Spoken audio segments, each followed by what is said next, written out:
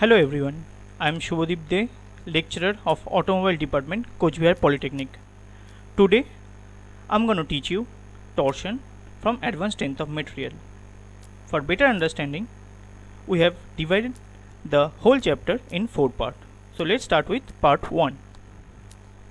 Now before we jump into the topic, first we need to understand in which machine part this will act and why we need to study torsion. Let's answer the question 1. In general, torsion mainly acting on a rotating part like shaft. So the question comes, what is shaft? By definition, shaft are the machine element which are used to transmit rotational power in machine. According to the types, it could be solid one, it could be a hollow one, even it could be a taper one. Now so far you have some idea about shaft. Now let's take torsion. So what is torsion? By definition, torsion is experienced when a force on a rod is applied to twist or turn the rod. That force which is applied can be converted to torque as torque T equals to D cross F.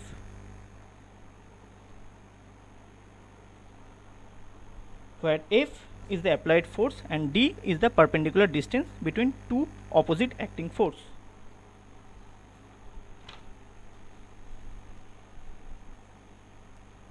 In our example, as the two force acting oppositely on the periphery of the circular cross section, so D will be the diameter of the shaft.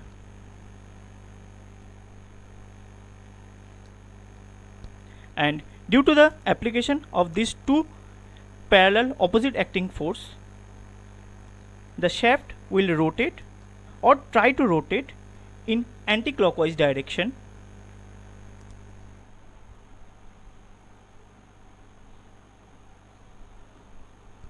Now here two things can be possible. Possible number 1. Suppose you have a shaft which is free from both of its ends.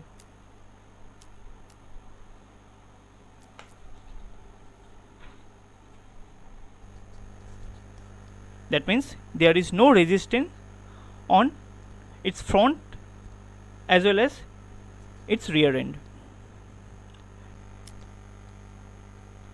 Now if you apply two opposite acting parallel force on its peripheral surface, the shaft will start rotating freely.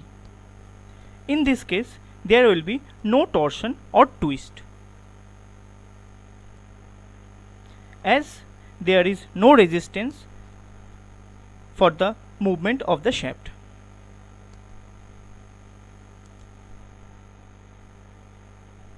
Now let's have a look for the second possibilities. In this case, you have the same shaft, but one of its end is rigidly fixed on a vertical wall. Now if you have applied the same force like the previous one, in this case torsion will be generated, as one of end of the shaft is fixed and that end try to stop its rotational movement. Due to this resistance, torsion will be generated. So we can conclude, if there is no resistance, there is no torsion, and vice versa.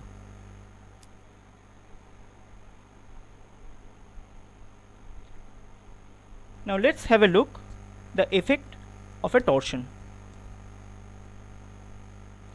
Torsion creates twisting, which will develop the stresses on the shaft and leads to eventual rupture. It also causes loss of energy. As a student, we are studying torsion to prevent the deformation of a shaft and its energy losses, and thereby improving the efficiency of that mechanical system.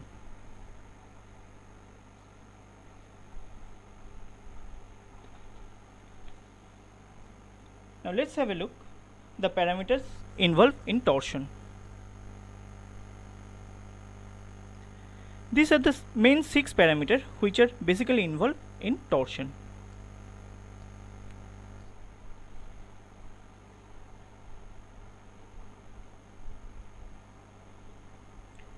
Now let's have a look some example of torsion in our daily life. You all heard about the car engine. In car engine there is a crankshaft and which was driven by the piston.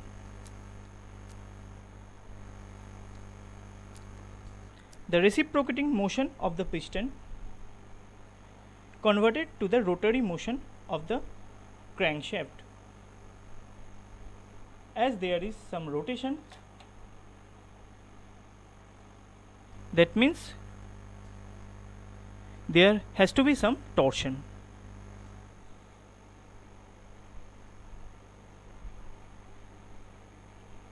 Next example is lathe machine.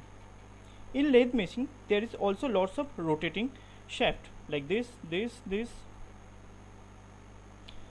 So that rotating shaft must experience some torsion.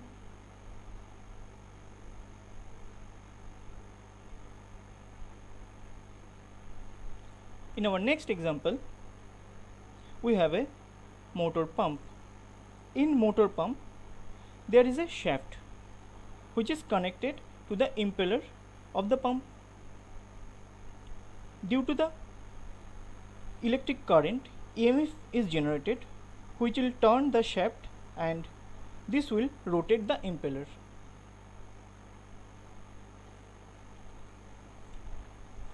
So as the shaft is rotating, it will experience some torsion. So I hope till now you have understood what is torsion, in which machine part this will act, and why we need to study this chapter. On our next video we will discuss the mathematical expression of torsion with some example.